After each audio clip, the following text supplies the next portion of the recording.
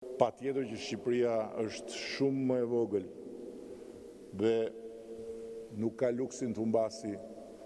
asnjë hektar pyll. Dhe gjithçka që kemi bërë këtë vit ka qenë pikërisht përgatitja. Dhe ky sezon do të jetë një provë për çfarë jemi përpjekur të përmirësojmë, çfarë jemi përpjekur të përgatisim për të pasur një performancë më të mirë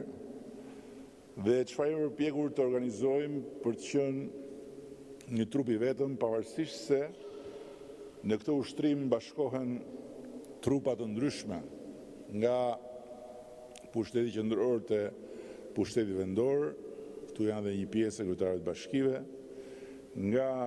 forcat armatosura te policia e shtetit, tek emergjenca civile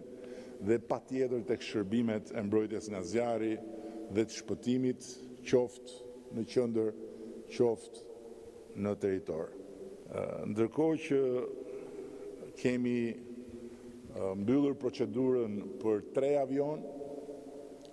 të cilët do të vinë në fund vitit, por në ndërkohë dhe do të jenë pronën e shtetit shqiptar, por në ndërkohë kemi një proces të dakordsuar që në momentin e një nevoje të veçantë kemi në dispozicion edhe avion që vinë nga pikërisht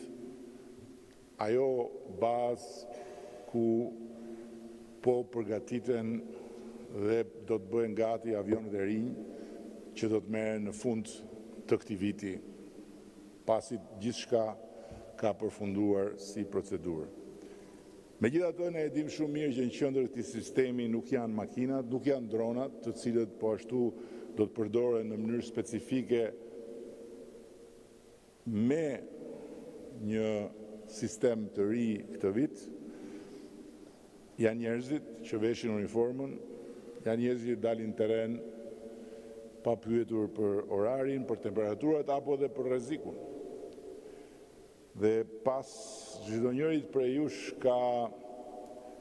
njerëz në shtëpi që presin në ankth telefonatën që çdo gjë shkojë mirë.